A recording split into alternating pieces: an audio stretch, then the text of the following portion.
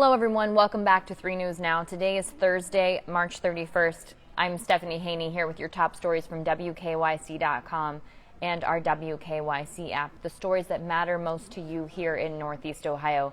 We start with upsetting news today. An officer has been killed in the line of duty, an officer from the Bluffton Police Department.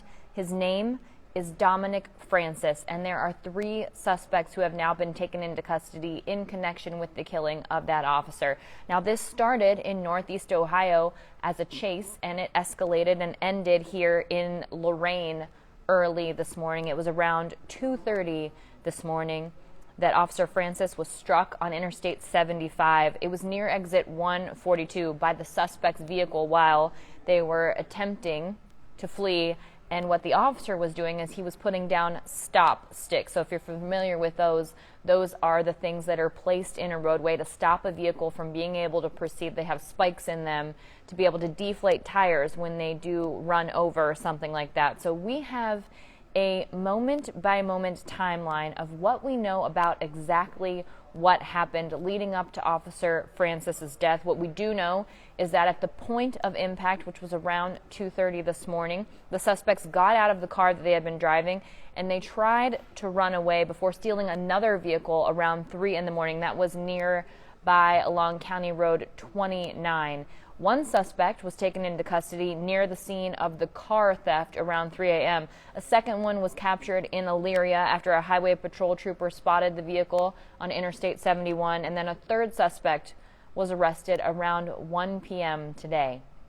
Governor Mike DeWine has ordered that flags be flown at half staff on all public buildings and grounds in Allen and Hancock counties, as well as in Columbus at the State House, Rift Center, and Rhodes Tower. This is a developing situation. As we have more information, we'll be sure to bring that to you along with any information we learn about Officer Francis.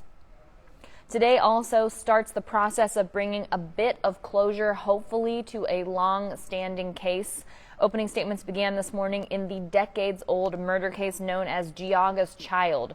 Jury selection started earlier this week. Now, this case dates back to March 25th, 1993, when a baby boy's body was found in a trash bag alongside Sidley Road. The case remained cold for years until Gail Eastwood Ritchie of Euclid was arrested in June of 2019. Authorities say that she was identified by family tracing DNA matched to that of Geauga's Child. So we often hear situations like this where these cold cases or surprise information comes about a family connection because of DNA testing. And in this case, officials say that she was the mother of the baby boy and allegedly admitted to placing that boy in a trash bag and leaving him in a wooded area shortly after giving birth to the baby boy. So now, 30 years later, almost to the day, 30 years and a week later, the baby's gravestone remains marked as Geauga Child. Now, you can watch the beginning of that trial in video that we have on WKYC.com. And again, hopefully closure coming to this situation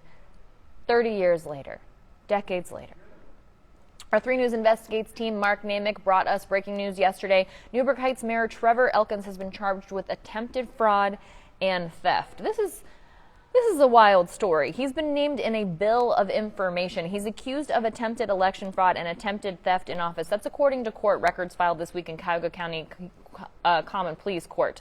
So a lot of times when a bill of information is filed, that does indicate that the person is cooperating and is expected to enter a plea to charges rather than drawing out a trial. So he is accused of using more than $134,000 in campaign funds for personal expenses.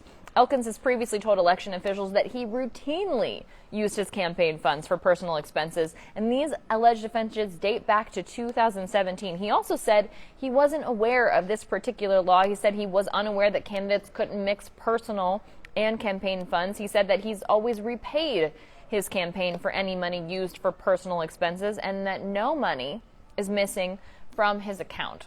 So in a text message seeking comment, Elkins refused to say whether he would resign. He did tell 3 News Investigates there would be an appropriate moment for a statement, but this is not that moment, and said that he would provide a full and transparent statement on the issue at a later date. Now, he's been mayor since 2011, and as a result of this, he's charged with 2 counts of attempted election falsification and 1 count of attempted theft in office. The charges were filed on March 24th by Franklin County prosecutors, and all of these charges are first-degree misdemeanors that carry a maximum of 6 months each in jail and a $1,000 fine. So he made his first court appearance in the case on Thursday morning. He pleaded not guilty, and his bond was set for $1,500. His pretrial hearing is set for April 14th. That'll be at 9 a.m.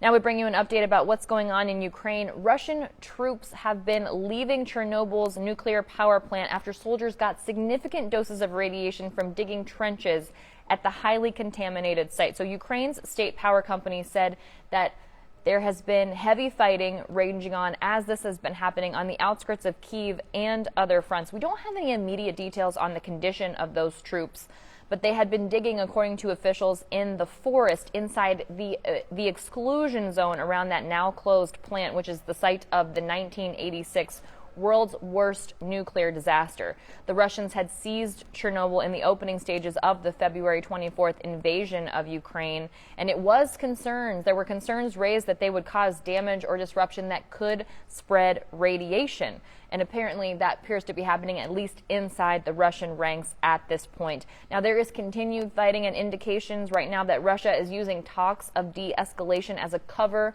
while regrouping and resupplying in different areas of Ukraine in eastern Ukraine after backing off a bit in Kyiv and Chernihiv. Ukrainian President Volodymyr Zelensky said Ukraine is seeing a buildup of Russian forces for new strikes on the Donbas and that they are preparing for that.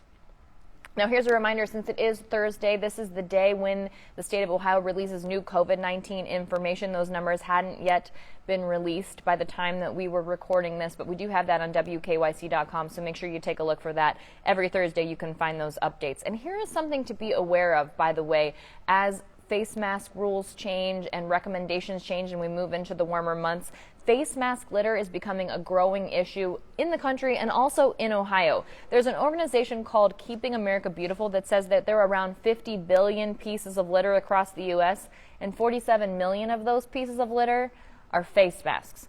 So be aware. Organizations are asking people to be aware as things warm up, as snow melts, as we continue to see these things, and to take a look around your home and your workplaces and see what areas could potentially be cleaned up if there's a lot of trash lying around, and to be active in that moment and to just take care of the situation at hand.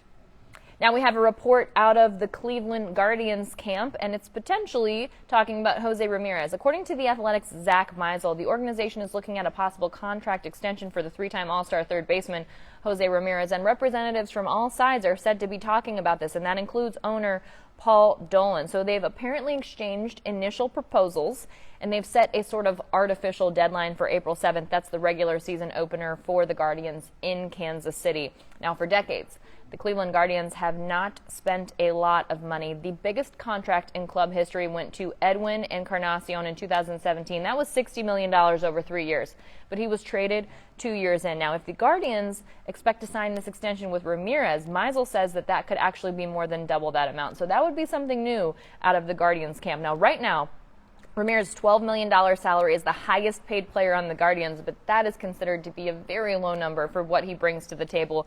Cleveland's total payroll peaked in 2018 at $134 million, but it's just over $40 million right now for 2022, and there is no money committed to anyone after this season. A couple more updates for you here. The Cleveland International Film Festival is underway, and you can see a local person's documentary there. His name is Dan Watts, and he has a dance documentary there. So that'll be streaming. It's called Everybody Dance. It's inclusive, and it is all about the passion and acceptance for people with developmental disabilities and how they are able to make dance a part of their life. It's been a huge part of Dan's life, the Brunswick native, since kindergarten. Very happy to have this full circle moment here. So that'll be showing at the Cleveland International Film Festival on April 3rd and 4th, as well as streaming on the 10th and the 17th. And we end today with it being Thursday with a reminder that you can watch the Good News Show. It's All Good News. It's on the WKYC YouTube page. It drops every Thursday at 1 p.m. And today, one of those stories that we have are sending good vibes only to Rake founder Ricky Smith. He's launching his really amazing food truck tomorrow. We will be there live for the launch of that, and we'll talk with him on the 3 Things to Know podcast next week about the story behind that. We'll be recording that on location.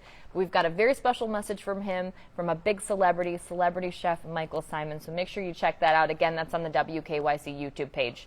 That's it for your 3 News Now update today for Thursday, March 31st. I will see you back here tomorrow with more 3 News Now.